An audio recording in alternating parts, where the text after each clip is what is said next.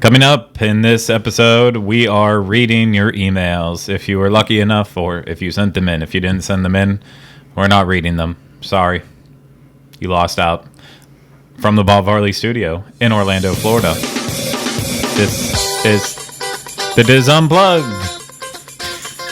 Universal Edition. This is episode 51 of the Diz Unplugged Universal Edition. The Diz Unplugged Universal Edition is brought to you by Dreams Unlimited Travel. Let the experts at Dreams Unlimited Travel help you plan the perfect universal vacation. Visit them on the web at www.dreamsunlimitedtravel.com. Hello, everyone, and welcome to another episode of the Diz Unplugged Universal Edition. I am your host, Craig Williams, filling in for Craig Williams. Yet again, another week. One day he'll be back. But until then, it's still just me. And I am joined at the table today with Jenny Lynn Nupp. Hey, guys. And I'm not joined at the table today by Rhino Clavin because he is back on the controls. Oh, hey. Which, if you couldn't figure that out, that's why the intro went a little bit early. It's okay. You got a little gun shy. It's fine. You said live from the Bob Varley Studio. That is my cue to boom. Q comes a couple seconds after. It's okay. No, we're as you can tell, it's been a rough week. So much that we haven't been able to shower or changing our clothes. For all of our listeners out there, this means absolutely nothing. But for people who ingest us in the video version, we had to pre-record this episode because I am going to be out of town, and I just don't think you guys could do this without me. Bro. Emotionally, physically, what? Sexually? Yes. Is that what you're trying to go with? What I was going to say. I thought it inappropriate. I heard the S go out, and then you started giggling, so it could only be that. I'm not being inappropriate. It's just something I always do. I always go, sexually. It's from Rocky Horror Picture Show or Snape. It's a combination of the two. No, I'm very familiar with the Rocky Horror Picture Show. But me too. I was Rocky in it once. Yeah. Back in the day when my body was a little more appropriate. I'm not putting two and two together on that one, but okay. Yeah. So it is It's not going to be the greatest episode. I'm just going to throw that out there now. I was trying to find a way to describe it that made it seem better than it is, but it's an episode nonetheless, so you don't have to go an extra week without dealing with us, because that's exactly what I know y'all want to do. You want to have as much of us in your lives at all time. So yeah, we're going to read the few emails that we have, but before that, I believe we do have some housekeeping in the house. And for once, it's not my housekeeping, because I made everyone else have housekeeping in this one. That's how it does. We've had housekeeping before. What's that? I had housekeeping before. I had housekeeping about movies once. Yeah, that was a housekeeping. So, Rhino, shoot it. What's your housekeeping? It's the name of that new Theodore Gissel, a.k.a. Dr. Seuss, book. It was called What Pet Should I Get? We were talking about that the last episode, and about how it was discovered. His widow put all his stuff in a box after he died, and they were renovating the house, and then recently they went through to appraise everything, and they found an unpublished manuscript in there. So, interesting little story. Now, did I hear that right? Did you say his name was Theodore Gissel? Yeah. Is that how you actually pronounce it? That's how I've always said it. I didn't know. I know that the Dr. Seuss Museum is in your neck of the woods, right? Yeah, and well, it's not like there's not a person guiding you through the museum. It's just a lot of like bronze statues out on the lawn. I thought it was always Geisel. I said Gissel once to win a contest, and Bissell, they like said Bissell, appropriately. like is it spelled the same way? Like the Bissell?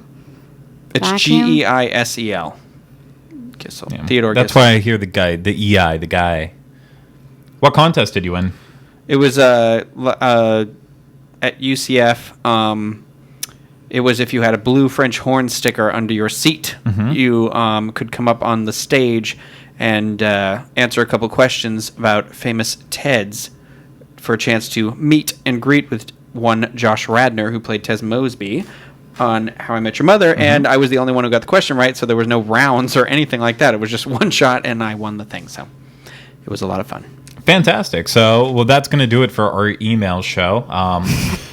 Surprisingly enough, the one and only email that we had going for it was Rhino needs to tell a story about the one time he entered a contest. That's not the only time, because when I was a kid, there was a Ghostbusters, original Ghostbusters contest at Max Movies in Carver, Massachusetts, and I did the contest with my mom, and I won a VHS of Ghostbusters. Huh. Do you still have that? Yeah, actually, I think my mom does, but the lip of the VHS broke, so the film's just out in there. Yeah. Well, yeah.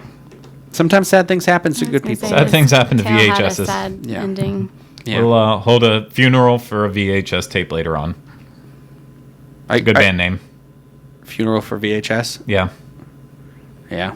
Maybe it's not. I don't know. Could be. It's an album name, at least. Okay, now let's move on to the housekeeping that actually matters. And I'm going to shoot to JL for that one. Okay. Well, there was an article that came out on bizjournal.com that was discussing Comcast's Universal theme parks revenue skyrockets. Very dramatic. And I've been told I need to read this, so that's Can you what we're explain gonna do. what skyrocketing means for those of us that Just so that aren't we're familiar clear. with the term? Is it one of Rocket Skies? Yeah, how does Something takes off so fast and furiously, it's like a rocket ship Like Vin Diesel's career. zooming into the sky. Okay. So it's like the opposite of a zero entry pool, where Yes. it doesn't go anywhere. This goes straight up. Yes. Zero. The opposite of a skyrocket is not it's not the opposite. Damn you. A skyrocket is not the opposite of a zero entry pool. Okay, well, By any means. okay, well, let's hear about it skyrocketing now. Okay. Well, you've heard it before. Harry Potter helped Universal Orlando's resorts parent company rake in millions of dollars in revenue. Philadelphia-based Comcast Corp reported second quarter revenue for its theme parks, including Universal Studios Florida and Islands of Adventure in Orlando, and that increased 25.7% to $773 million compared to $615 million for the same quarter last year.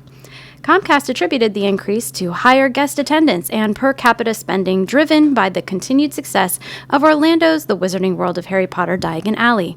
The company's overall theme park operating cash flow also jumped 44.9% to $354 million compared to $244 million for the same quarter last year.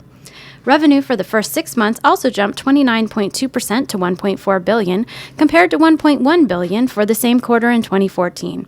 Comcast's overall revenue was up 11.3%, reaching $18.7 billion, up from $16.8 billion in the second quarter of 2014. Year-to-date revenue also is up 6.8%, raking in $36.5 billion. Comcast executives admitted that they don't expect to see the fast-paced momentum of Diagon Alley to continue now that it is a year older. That's a natural expectation, as the growth will probably lower to something more realistic, say single-digit returns, and it may push Comcast to continue investing at theme parks to maintain at least a fraction of those quarterly returns. I'm going to apologize. I started giggling a little bit while you were reading because I messed up. And I was trying to put your lower third on and the hashtag because I forgot to put the hashtag on last week. And I was scrolling through the thing. So while you're reading, it's like, Jenny Lynn Nupp, Rhino Clavin, Craig Williams, hashtag. And then I realized it while I was looking at you. And then I was like, oh. So interesting stuff, huh? The many faces of Jenny Lynn. Yeah. Well, again, that only matters for people who are watching the show. For those of you listening, once again, you have to put up with our foolish nonsense as we sidetrack from everything else. We're just much better visually. We're Jackson Pollock. I disagree with that. I think listening to my voice is much more pleasant than actually seeing me. But those numbers, those numbers, they're impressive. they're impressive. Yeah, this is. I'm getting two things from this story. The first is it's good to hear Universal try to rein it in and feel like they're not. With the success of Diagon Alley, they think that it's going to fade off at some point, and it's nice that they're not being arrogant. They're being very humble about it and saying it's going to fall off, but at the same time, they still have so many amazing things coming up with Kong, with Nintendo. Exactly, as Rhino's super excited about in the back there. Mm-hmm. Even more on top of that, I mean, did I say Volcano Bay? If I didn't, I don't think I should have said Volcano Bay. And that's just the tipping point on it. And there's still so many people out there who haven't seen Diagon Alley and still haven't seen the regular Wizarding World of Harry Potter. Most of them either because A, they don't vacation down here that often, or B, because they need to finally pull the stick out of their you-know-wheres and actually admit that there is Universal there. Mm-hmm. And they are doing amazing things. Yeah, it's getting really hard to deny Universal as a worthwhile theme park. They've got momentum and they're running with it. And not only that, but they're appealing to a broader audience every day that goes on. Disney always is going to have its appeal. There's no ifs, ands, or buts about it. Disney's going to have that appeal. Everyone grows up. Not everyone grows up. I shouldn't say that. So many of us grow up with Disney movies throughout our life and continue on enjoying them into adults and then show them to kids later on, something I haven't done yet, but I will most likely do. And Disney has such a huge presence overseas, too.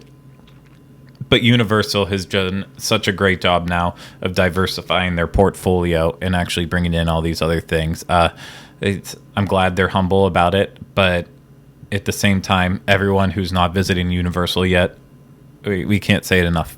Give it a freaking chance. It's different. Whenever you step in, don't look around and be like, oh, it's just not quite as magical. It looks like it wants to be magical, but it's just not quite as magical. If you're going into Disney and saying that, oh my gosh, this is all so magical, every little bit of this is magical, you're more or less getting caught up in the fact that you have nostalgia for it. Because as someone who's gaining nostalgia for other parks like Disneyland and really loving it while kind of losing it for Disney World because of working there, being there so often, seeing it all the time, it's kind of losing it, whereas Universal, I think it's gaining it more and more. If there is a magic between the team members there and the attractions they're building now and the energy that they're putting off, it's becoming more magical. And I am so happy to hear that about Comcast, and I think that'll give us another year of shows at least to do. Well, I think unless they lose money, I don't think Pete's going to cancel us quite yet. No, I think part of the reason why Universal is gaining the nostalgia that you're talking about is they're also reining in a lot of franchises that hold nostalgia for people. Yep. Nintendo, Harry Potter, Transformers, Jurassic Park. Yep. Oh, plus it's 25 years now. Mm-hmm. 25 years of being around. So now you're starting to get those people that are having kids, and they can kind of like Rhino always talks about, oh, I went and visited there as a kid and it was one of the most important ones to me. And there's other people out there that felt that same way, and they're going to start taking their kids now that they're having them. And I'll be honest, I've only been visiting the park now for 5 years, but it's even for me, it's starting to get to the point where I'm going to have kids eventually, and I've already gained so much of an appreciation for it in that short amount of time. So I only see it going up, and that's a good thing in my opinion. Congratulations to Universal for making lots of money. Mm-hmm. Just don't make another Sharknado 3. They're making the fourth one. We already know that. Don't make another Sharknado 3. Like, remake it. Rhino, I'm waiting for it. Like 3.5? It was more or less a setup for Oh Hell No. Oh Hell No. I know. I was just waiting. What did you just say? I said fudge. Oh, okay. Only I didn't say fudge. I'm not going back and editing this show. So I said fudge. I would never say that word on air at 3 p.m. on a Thursday. Oh, God. Dirty. It's not even 3 p.m. It's technically it's like, 1:30. I believe it's like 1:15 right now if you're watching it live whenever this is coming out. We can't all be time travelers. Yeah. Well, no, we have two things. And, I mean, before... we didn't really run with it. The stop eating my sesame cake, that kind of died out there over the past couple weeks. So we got to keep. It'll come. We have to keep at least one thing going strong. We can always say absatch, and that pulls everyone. People love the absatch. Yeah, they love the absatch. I mean, I like that we have a nice rotating. After we sesame cake will come back. It'll come back in. It'll come back. It's like we'll find it at like The $5 bin at Walmart. Like, we'll find it somewhere in an episode, a $5 episode somewhere along the way. $5 Walmart bin $5 episode. Walmart bin of an episode. I'd like to call that this episode. Yeah, that's essentially what this episode is. This is the leftovers. That we have nothing else now. We had plenty of stuff that we could have done, but this was just easiest to do and a nice quick way to get around. So let's not beat around the bush. We're busy people. You have other things to do in your life unless you're sitting there driving or on a plane or whatever, and you literally have nothing else to do. But I'm going to start with an important one. Not that anyone's not important. You're all equally important in my eyes. But this one comes from David from Rosenberg, Texas. Hey, Dave. Texas. Was that a cue for something? I don't know. Oh. But that's how William Shatner says it in Miss Congeniality.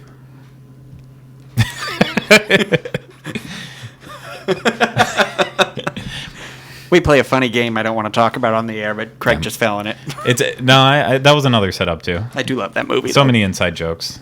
Some of you who have been around us actually JL know it does too. not know about. You don't know that movie, you don't Miss know that Congeniality? You've had No, I've seen, but what are you talking about inside jokes? Whoa, she's a lady. I don't really want to say it because I feel like I'll offend somebody, even though I'm the one who says it. So After the show talk. I'm just going to say it. Okay, I play because we do this game.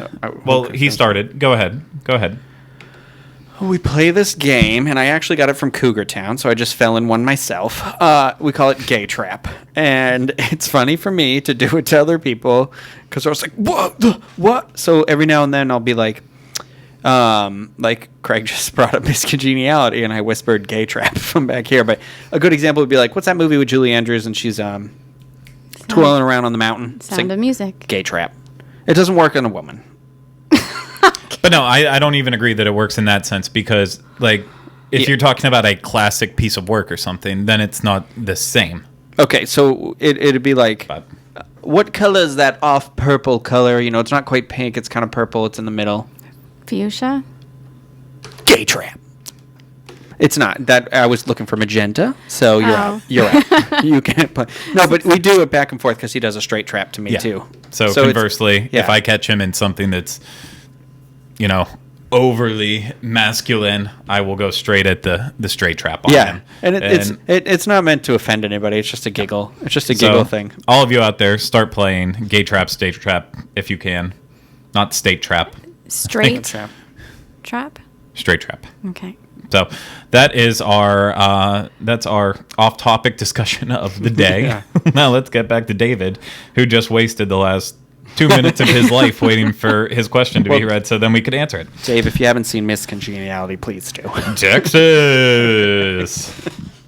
Love William Shatner. Okay, so David says, I have to admit that Universal was not on my radar for vacationing due to Universal having little to do with whenever a person is overweight. However, after watching your shows and seeing more than just thrill rides, the family and I have decided to take next year's family, me, my wife, and 2 sons, 13 and 15, on a vacation to Cabana Bay. Now the question is, we are wanting a full week's worth of stay in either April or May, but I have only been able to find pricing for 4 days at the parks or the out-of-state annual pass. Is the preferred pass the best option for a trip that's 5 days plus? Is the premium pass for one member of the family a good option? The annual pass says it gives hotel discounts on property, dining discounts, and dining discounts, and he wanted to know if they're listed anywhere else. And I'm still working on compiling lists of all the updated discounts, but he also says, thank you for your hard work, and I have to say he's very excited to try the tuna noodle casserole. So the main thing we need to pull out of there... tuna noodle casserole. Tuna noodle casserole. That's all you need to know. Don't worry about the passes. You don't need to go to a park. Just get some tuna noodle casserole, and it makes everything better. Okay, hold on. But for real. So I ate the tuna noodle casserole a couple weeks ago. Uh-oh. And it is Tell us, divine. JL. It's just tuna noodle casserole. Like, it... I haven't had it yet. I can't weigh in. No. It's not just tuna noodle casserole, because most tuna noodle casseroles are never like a macaroni and cheese style base. Usually tuna noodle casserole is just the noodles and the tuna and depending on what variation of it, maybe peas, but never like so much cheese that it's going to clog your heart. It's like every tuna noodle casserole that I have ever eaten. Which was, it's like the meal that you make when you're first married and you have no money to make better meals. Okay, you know what needs to happen? I need to go and have it now, too. I need to weigh in somewhere because now we've got two opposites. I don't know. I already know you're going to be on Craig's side. No, I don't know. I mean, okay. I do love casseroles. I do love tuna. I do love noodles. It's not bad. It's good, but I didn't want to, surrender my soul to it. Please tell me what meal on property you do want to do that to. Have we found it yet? That's going to be my next blog post. I'm just trying to calm down how pissed off I am. I don't know if you guys can I'm see rage here. I want to say, no, because Linda Andrews, she went there recently, and she had the tuna noodle casserole, and she seemed very pleased by it. So I'm not unpleased. You're just a Grinch. You're a Grinch. Only he didn't say Grinch. That's how I made my other reference. I know. Because I'm friends with Josh Ratner because I met him that time at UCF. Full circle. That's fine. You're allowed to not like the tuna noodle casserole. That is more than adequate. I didn't say I didn't like it. Stop twisting my words. I'm just saying. Twisting them like a noodle. It's just tuna noodle casserole. Well, then I think the lesson to take from there isn't that it isn't the greatest tuna noodle casserole in the world. I think that means that you make the greatest tuna noodle casserole in the world, and anyone that you know that's ever made it for you also makes the world's best tuna noodle casserole. We should have a tuna noodle casserole off. Like, we should go. We'll get some of that one. You have to make yours first. We'll bring yours there, and then we'll have a casserole off. The blind taste test. This could be a segment for the show. I'm not even kidding. Yeah, no one would watch this. No one would care. No one would give a crap. No one would care. Back to David. Oh, my God. I'm so sorry. The 10-minute question. So, full week's worth of stay in either April or May. Looking at annual passes, what is the best one? Preferred pass for a trip that's 5 days plus, or premium pass for one of them, and then preferred passes for all of them. Wait, any opinions on it? I do have a question about it real quick. Okay, so he's trying to get a pass for him and the whole family? For a week. One for each? For a week? In April or May, right? Yep. But he's not a Florida resident. No. So you can still buy annual passes. And it can still work out to be a better deal, right? Yeah. Okay, because I was going to suggest this to my friend from Massachusetts, too. So this is a very interesting question. So Yep. He's saying between the preferred, which is free parking, and the premium, which is the valet one, right, with the water bottles. It's the free valet, minus your tip, Halloween Horror Nights ticket in it, and then also free preferred parking. So anytime bottles. You go into the normal, and then 8 free water bottles as well. And after 4 p.m. And after 4 p.m., you get express passes.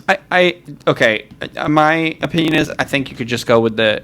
If you're just doing the week, you're here with the family, you got more than enough time to go on everything. I don't think you need the passes, especially since they're until after 4. That's definitely geared toward like local people who don't want to deal with the garages and which I still park in, even though I have the premium pass just because I like the walk. I don't think for that long of a stay you need the passes. You don't need to spend the extra 100. You're saying you don't need passes at all, or you're saying you don't need just the premium? He's saying he doesn't need the premium. Okay, see, here's where I thought a lot about this, and I'm kind of going back and forth on it. Like, the trip is 5 days plus. However, you just made a really good point. Even if you're walking around the parks and you're looking to take in every detail and you want to keep going back there and eating it again. Still, I don't want to say like you're not going to have fun for 5 days plus in the parks, because anyone could find a way to have fun for 5 days plus in the park. Mm-hmm. But right away, you're staying at Cabana Bay Beach Resort. So, staying on site, staying at Cabana Bay, I would say if you guys are pool people, you're going to want pretty much essentially a day at each pool, because both pools are completely different, as we've talked about in our land and sea coverage. I mean, very unique. So, you can definitely get a lot of time out of actually switching around to the pools. And then you also have the option to go pool hopping at any of the other hotels and experiencing them. So annual passes, and just for one stay, because you're staying there longer than you get a regular pass for, I think it's a little weak honestly. Just get a 4-day pass and then use your extra days off to experience the entire resort. I didn't realize that was an option. No, yeah, I was I going to thought say. that he was saying he's getting annual passes no matter what. He Which just one? wanted to know which level. It's honestly, I'm throwing it out as the option. It's not Okay. necessarily so. And these are changing. These rates are changing in about a week from now. Whenever gotta this renew episode airs, it changes the next day after, actually, I believe. Yeah, it's August 1st. August 1st, and this is releasing on the 30th, so 2 days after this comes out. As of right now, whenever we are recording this, it is, for the Power Pass for out of state, it's $239.99. For the Preferred Pass, it's $334.99, and for the Premier one, $479.99. If you're only coming in May or April, and you're not coming back to use that Halloween Horror Nights ticket or anything, the Premiere is a complete waste. Yeah, it does not make any sense. A total waste. Because the percentage between the discounts is only like 5%. I think you get 10 for preferred and it's 15 for premium. So, I mean, like I said, I would. The pass sounds like a good idea. Like I would do it, and then if you want to come down with just you and your wife or whatever, I assume he said wife. I don't know, husband. I don't care. But with a friend, like you can just hop down for like 2 days, and then maybe you still have it if you want. Yeah. But I wouldn't go past the preferred. Well, and the 4-day park to park admission ticket right now, before the price increase goes up, is $215. So it's technically not that much more. Park to park 1 day. Is that what you just said? Park to park for a 4-day. Oh, for a 4-day. Because that's the minimum that they'd buy, and then beyond that, if they got an annual pass, then they'd have more days. So to get that, I mean, it's an extra $120. So it's essentially buying a second 1-day ticket. That's a pretty good deal for a 4-day ticket, though. It's a great deal for a 4-day ticket. I mean, it's just like Disney and Magic Your Way. The more days you buy, the better it gets. Just closer to Disneyland, that there is a max out on that. My personal opinion is change the game plan on it. Spend more time off property, or not off property, but on property, checking out the entire resort, and then just saving that, because I mean that's an extra $120 for each person in the family. But maybe even for him and his wife can get it. Yeah. Get the regular passes, get the 4-day, and if the kids think they're going to want to go in every day, get them the annual passes. Just send them off with a cell phone and go with them to the parks and say, okay, we want to make sure you're in and all that, and then keep in touch, blah, blah, blah. Don't know. Really, only one person needs it to get the discounts that he's talking. So if they're all going to dine together, only one person in the group needs it. He just has to pay the bill. Exactly. And that's a good point on top of that, too, because I forgot about the discount aspect of it. I'm not sure exactly what the full advantages of the annual pass discounts on the room, because Florida discounts are usually much better. And then with me, I get lucky with Kylie that then she also has cast member discounts. So team member discounts, sorry. So it doesn't apply to me as much in that case. So I think maybe doing a split option between some people having preferred, definitely not Premier for anyone, no. Unless they're coming back for Horror Nights, or you live here, or if you live close enough that you think you might come back now that you have that incentive because you bought the pass. That's the other option too. And then also never count out the Power Pass. If you're coming in April or May, there's a chance that the blockout dates aren't going to be during your trip. I don't know. Do you get discounts for that one too?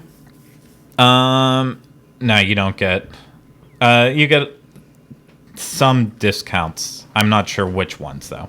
So like you get discounts on Blue Man Group tickets, hotels, and some theme park tickets. But I don't know if you get like the merchandise. I don't think you get merchandise discounts for that. But that may have changed too. Rules change from time to time. So I hope that helped David a little bit. I know we didn't really even come up with a certified answer, but I think it's just all about how much you're willing to spend and what you feel most comfortable with. Yeah. Which I'm cheap. So yes, you are. This next question is for Jenny Lynn Knopp, putting her on the hot seat, mostly because after I ask this question, I'm going to get up and plug my computer in because it's dying very rapidly. Oh. We're at a solid 3%. I'm feeling the So, pressure. This question comes like 2 months ago from Kimberly Ball, and we just ignored her for the long time. Hey, Kim. She said, just want to say I love you guys. You're saying it like a smoking DJ in the middle of the night? Yeah, I decided to go with that route right now. Like with your It's a thing cognac I'm in working your on. hand? That's the tone of voice that everyone always writes me emails in. Oh, yeah. This was a Facebook message, so... And my face. Facebook messages too. I have a question, and it's probably best for JL. So technically, she didn't write it straight to you, but it's probably best for you, and I do agree. Is she on because hormone treatments? Is that why she sounds like that? Kimberly Ball says, I'm wondering what the best options are in Universal Orlando, specifically, though, the theme parks, Universal Studios Florida, and Islands of Adventure, for a variety of food for a mix of vegetarians and non-vegetarians in the same group. We would prefer not to split up when eating. So Oh, this is a hard question. I'm going to throw it to you Well, because I'm going to plug in. I'm thinking, could you not have read this to me earlier so I could have had No. time to think about it? Well, it's definitely not whatever that comic place was that we ate. What was that called? That was terrible. Was that the one you guys went to in the cartoon in the Toon Lagoon, right? Yes, in Toon The one with Lagoon. the sandwich on top. It was bad. It was not a good option. Oh, The comic strip cafe. We couldn't go to Blondie's because they didn't have any vegan options. There you go. And then we went to the cafe. I don't even remember what I had. It was something vegan, but it wasn't much to write home about. Actually, it wasn't. We both got the crappy Chinese combo, that one, because Yeah. there was nothing there too, and we were at the point that we just needed to eat, Yeah. and we were hoping to do something for the show, and then it became so god awful that we just. I will tell you my favorite place is Confisco's. There you go. They have really great hummus and pita bread, and it's been a long time since I've been there, but I remember getting something else there that was really good vegan-wise. And then they have some really great options, obviously if you're not on a special diet. So I think that's a really good option for a mixed group. I'm trying to think of what else is there. Well, The and dining Islands of options- Adventure. Here's the gist: the kit and the caboodle, the news. Quick service options aren't They're not the that best. great. There's quite a few things in City Walk. Cowfish. I loved their vegetarian sushi. Vivo. Craig and I had an amazing meal at Vivo.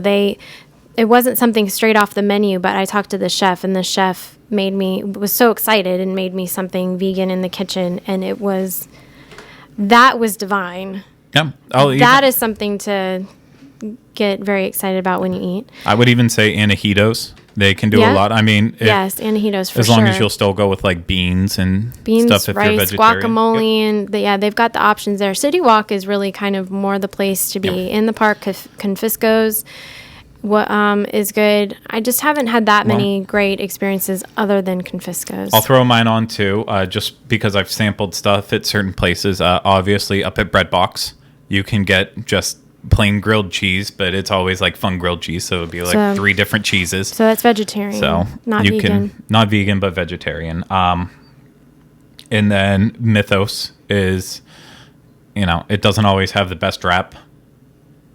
It worked both wasn't ways. 100% sure if you were. Yeah, telling no, me. I meant it doesn't have like the best reputation. I said wrap. I know he said Another moment of me not saying words properly and then meaning something else entirely. But yeah, that doesn't have a great reputation all the time. However, any of the times I've gone there recently, the food has actually been good and definitely worth the price range. And Mythos, actually, they go out of their way to say that we can do anything for anyone with any type of food qualification. So, and then moving on over into Universal Studios Florida, you're kind of looking at the same thing. If you go to any one of the actual sit-down restaurants, the full-service restaurants, you're going to always have better luck. However, In the Springfield section, Yeah, I was going to say. inside Fast Food Boulevard, they do have Lisa's Tea House of Horrors, and that is only vegetarian options and some vegan They've got options in there too. Caprese salad and stuff like that. I mean, there are things, I guess, but nothing that I really ever get very excited about. I was so disappointed when we went into Leaky Cauldron, and the only thing they had was split pea soup, and there was no way I was touching that. You don't like pea soup? I think we had this discussion. We but did have it's this the only discussion. soup I like. No, can't do it. Yeah. No, so yeah, I do think there's a lot of options, but in the parks, look mainly towards doing actual, not counter service restaurants. Just do Regular restaurants. Just do your full service restaurants. They don't cost that much more And it's in the long run, and it's just easier. It's so easy to just walk out of the park into City Walk, have your meal, go back in too. It's kind of relaxing to do that. So it's a lot different than Disney in that way, where it's a little more accessible to all the areas. Exactly. No, it is. And that's not, I mean, there are some great meals at some of the counter service places, and, you know, the vegetarian crowd, they might end up eating a couple salads here and there if you want to stick mostly to counter service. But if it's more about being in the group together, then, you know, everyone eventually has to take a bullet for each other. I want to send out a word of caution.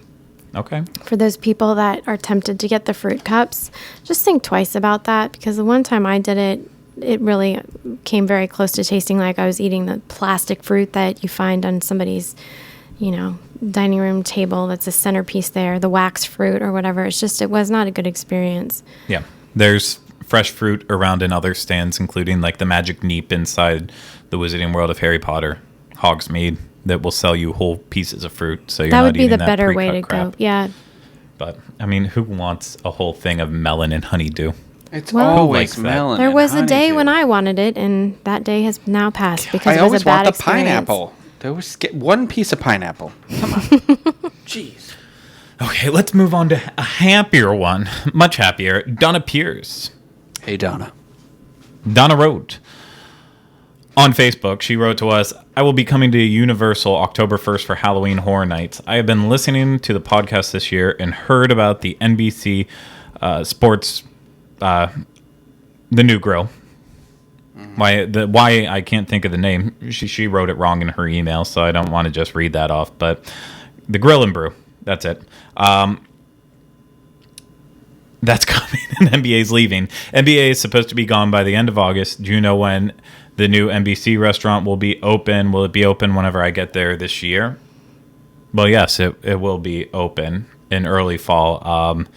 As far as I've heard, all predictions are going that it will be open in time for the first night of Halloween Horror Nights to help make up for it. I mean, for people who haven't been to Halloween Horror Nights in Orlando, one of the biggest draws for that is the fact that a lot of people, adults mostly, sometimes kids, and they usually get in trouble for it, but it's a good place to go drinking because it helps ease the nerves, and people just have more fun whenever they're drunk. And, you know, for some people it also heightens up the scare. I'm not making this like a PSA for you got to go get drunk at it, but it is a huge part of Horror Nights. I mean, walking around, there is a bar every 30 yards, and there are shot girls walking around. I was going to say, and in between that, you've got the nurses walking around with their shots on IVs or whatever they are that they sell. Yeah, and all the bars are open all night, and they're always crowded. Everything around drinking is super crowded. So it is vastly important for Universal to have NBC Sports Grill and Brew open in time for Halloween Horror Nights. They can't do it. I mean, there's nothing wrong with Hard Rock. It's just not a good place to go before you're going to have fun at Halloween Horror Nights. At least with NBC, that's like right there, right before you're walking in. From what they're saying with the lineup of beers and everything, it's supposed to be a good time. So I would enjoy it. If not, go to Anahitos and get a lot of margaritas. Those are good too. They make good margaritas there, huh? Where at? Are you kidding me? Where at? And the Hotes. Oh, I don't remember how to You say it. are really missing the It's a cues Hote. to all of your jokes today, Rhino. I corrected myself. Now I know it's called It's a conservative day. That restaurant, yeah. Antihotes. Antihotes. Antihotes. That was it, the Annie. Okay, so moving on. We're going to go over to Dave from Downington, PA, right next to Valley Forge for anyone who was Dave. wondering. Did you say thank God? No, I said, hey, Dave. Hey, Dave. How are you? Gay trap. So we are now in heavy negotiations on when to go. We are doing a split vacation between Universal and Disney for a week. Personally, I want to take the kids out of school and go in April. However, my wife is not as willing. She is hung up on ensuring the kids are well educated. Whatever. Ha. Nah, She bruh. probably doesn't know about that. So with taking them out of school off the table, it leaves us with two options. Either spring bake, a.k.a. Spring Easter bake. spring bake. It's the bake-off that happens in spring. Yeah. You haven't heard about it yet. You will. A lot of spring rolls. You will. Hot cross buns. Or summer, with his suggestion being late August. No. Hold on. I know Easter week is very expensive, very crowded, but the weather is nice. Conversely, late August is much less expensive, much less crowded. However, the weather is similar to vacationing on the sun. Yep. I personally prefer the late August option as I am cheap and hate crowds. My wife prefers spring break. Putting aside the fact that my wife is always right, what would you suggest? Once again, we are going for a week splitting between Walt Disney World and Universal. This is the money question. This is a good one. I'm voting for August. I mean, it's if you, yeah, the crowd is, I hate to tell them, but I think it's going to be busy as well in August, but it's going to be a different type of crowd. And I think that maybe paying more and being stuck in the type of crowd you would be at with spring break is probably going to add to a stress level on your vacation that you probably don't want to incur. And, yeah, I don't know. You're right. It is hotter than the sun down here in August. It's the first time I came down before. Not the first time, but it was when I came to visit where I was going to stay when I moved here. It was in August, and I had never been in the summer before, and I could not fathom how hot it was when I was here. It was just painful. It is. It's very painful, but at the same time, you can't spring break, specifically Easter week. No, it's You won't be able terrible. to do anything. Like, Besides- the crowds are awful. Yeah. Like, it's just unbearable for the crowds. I mean, there's 2 weeks specifically to not come to theme parks in Orlando. The week starting with Christmas, going to New Year's, and then all of Easter week. Yeah.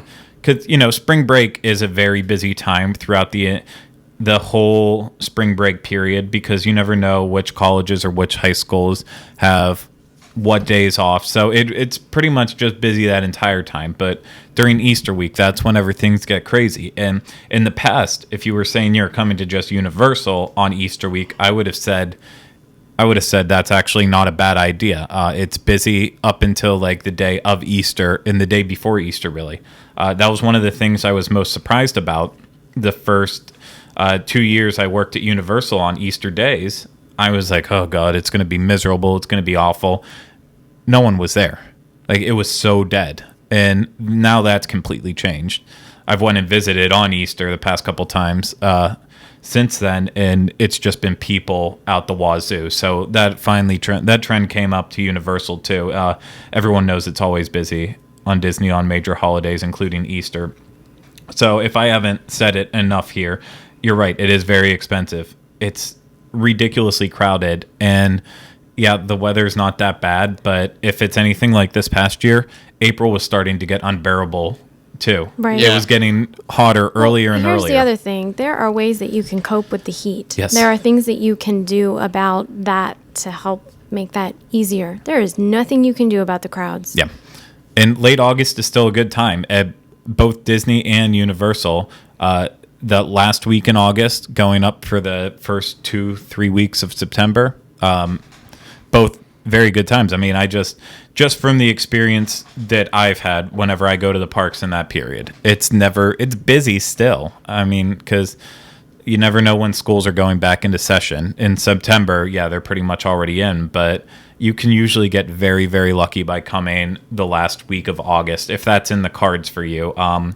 And honestly, I think that's still the best option, to do late August. And your idea of taking the kids out and going in April, like I said, with spring break crowds, depending on when Easter falls, you still could be screwed just by pulling them out in April. So late August for show. So sorry, Rhino. I What know happened you to wanna- what happened? I have a question. If he's from Pennsylvania, what happened to winter? Not winter break, but we had a week in February too. What was that one called? You had it right. There was one in February, and then there was the one for Easter. I mean, It in wasn't college, spring I break. had. No, I would always not have in college. What's that? Not in college. I had it in elementary school and high school. We had the 2 weeks for Christmas and New Year's, and it didn't always used to be 2 weeks. It turned into 2 weeks when I was in like 6th or 7th grade. But then we always had a February break, a winter break. That was like the winter break. The other one was a Christmas break, and then we had a week in April. Yeah, And ours was usually whatever. We'd come in February. Ours was, from what I remember, I don't remember a lot, but I'm pretty sure ours was always just our spring break was wrapped into Easter break for the most part. And then for Christmas, it was, depending on when it fell with the weekend, you were going to school up to December 23rd. Oh. That was your last day. And then you'd be back on January 2nd. Unless it was like, oh, December 23rd is on a Friday, then, then we'll give them off on the 22nd and they can have a long weekend. Or, crap like that. They would adjust it around. Anyway, so, just yeah, wondering. regardless, I don't know when the breaks are, when all the breaks are. But in general, I know your wife doesn't want to take them out of school, and you have to respect that decision and education and all that stuff. But it's still always one of the better options is to take kids out of school if you can, if you're worried about crowds, heat, and spending money. Well, and for that matter, if you're going to take them out of school, the best time to take them out of school for this would be September. Yeah, absolutely. September. I mean, they just got back to school. Right, They're not the going to learn school that year much has in that just time. started, so they're not really missing much, and the crowds drop. Still notably, Yeah. that time. I wouldn't say dramatically, but I- noticeably. Notably. Yeah. Notably or noticeably? No. Both apply. Okay. What's the next email? Cool. The next one is also going to be our last one, and it comes from Lisa Kramer. Okay, guys, listen to the episodes about the deluxe hotels, and it sounds like a single night would be best at Royal Pacific. Sorry, I guess I should have prefaced this. Lisa wrote us a while ago asking for information and help, and because it's been so long since we've done the last email show, I couldn't even find her initial question. So we're going to put it all together. Okay. Sounds what good. she's suggesting. So sounds like a single night would be best at Royal Pacific. Family of 3 wanting to do 2 days at Universal. Unlimited Express Pass. Spending the rest of our trip at Walt Disney World. Agree, disagree. How early can we show up to check in on day 1? Wanting to make the most of both available days of Express Pass, obviously. One other question. Transportation to the parks. Is it walkable, bus, boat? Thank you guys. Really enjoy the show. I don't think she watched our Land and Sea thing yet. Or is this before that? No, this was after, and she was just trying to... Oh, because I make thought we sense of talked it. about transportation in that. But When did we release the Land and Sea? Yeah, she would have couple watched weeks it ago. at this point. Yeah, and that's before she was wondering just what the best option would be. From what I remember of the question, what the best option would be to do a single night stay to come over in order to get those perks and still see one of the hotels. Obviously, if Unlimited Express is ever in your interest, Cabana Bay's out instantly. So it was then whittled down to Royal Pacific, Hard Rock, or Portofino Bay. Portofino Bay. And as long as the rates are the best at Royal Pacific, that's the smartest choice. In It's terms of me, easily walkable. well, it's just, you always got to start by going with the best rate you can get. Yeah. In my opinion, if you're just looking to dip your toes in the water, go with the best rate. None of the hotels are bad, as we said in our Universal Land and Sea, which you can go back and watch later. Seal. Silly. Rest in peace, Slee and Sleal and Flea. Seal is not dead. He is alive. Still recording albums. Did not know that. I have them. So I think Royal Pacific is an admirable choice in terms of that. So anyone disagree? No. No. That was a great hotel. That's Okay. what I would say. How early can we show up to check in on day 1? Who knows the answer to that? 1. No? What? 1? I'm just guessing. I think that's what time I got to Portofino. 1. JL, or would you 4 like to p.m.? correct him now? 3 or 4 p.m.? To check in? Yes. No one knows the answer. One. Sorry. The answer's the same as any hotel. You can check in as early as you want in the morning. It's just most likely your room is not going to be ready until 4 That's a o'clock. trick You had question. a sassy answer. Craig. I was just It going to wasn't say a at trick Hershey question. they wouldn't let us It is. check into like 6 p.m. They wouldn't, but that was a Yes, whole of course different you experience. can check in. I thought you were talking about when you can get a room. I said, how early can you show up They on can check-in day? Will they take your luggage when you get there super early? They will check your. They'll take They'll it. hold it They'll hold it. There you go. Who You cares? get in early, and why do you do that? so you can get into the parks. Yep, because without checking in, you can't get your express pass. So you can go as early as you want. I mean, Just go I don't 9 know a.m. what the like absolute max is. I would say showing up at 7 would probably be the most I would feel comfortable with. That's just me. If the parks are opening up earlier, you could probably even get in at 6 and still get away with it. But don't show up at like 4. Be like, I'm here to check in for tomorrow. Like, check-in's not until 12 hours later. That probably won't fly. So in terms of that, but yeah, if before you go to the parks, you want to get the express pass. And so the only way to do that is to check in, and it won't be an issue.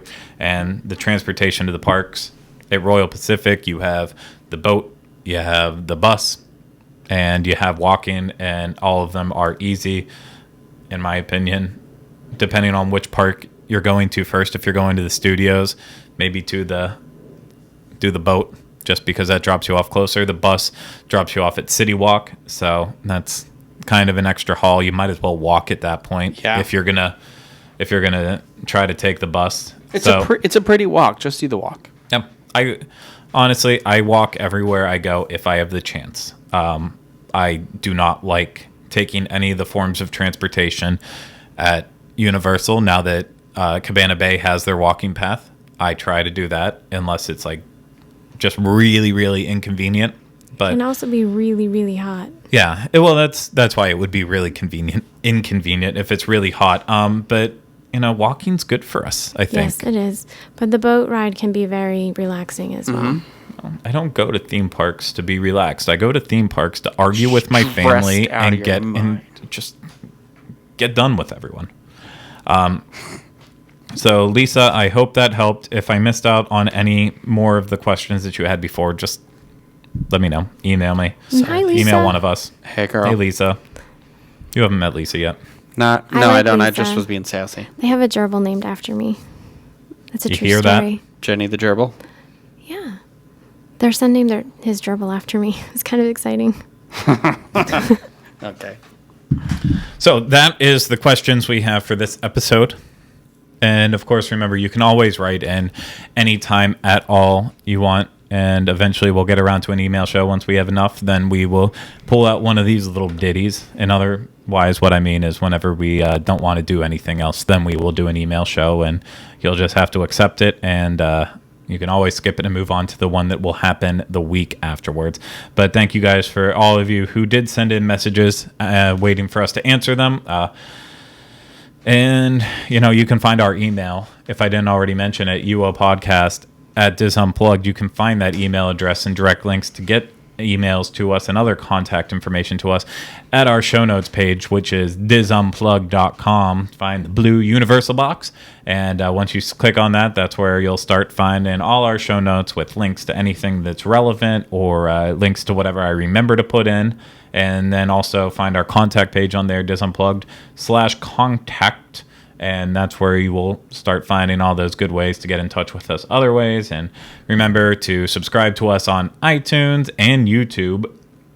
Make sure you're following us on Facebook, Twitter, liking everything we do, because whenever you like it, it makes us feel better about ourselves. And when you feel better about yourself, you don't end up acting like Rhino all the time, which I don't even know what that means. But Sad. sad, yes. If you don't like us, we'll be sad. Sadness is universal. Now we're gonna leave it on a better note than that. But no, that's all I've got. So thank you guys for everything, and get in touch with us because we love you. And we will be back next time with another episode of the Diz Unplugged Universal Edition. We'll see you next time, and remember, emails are universal.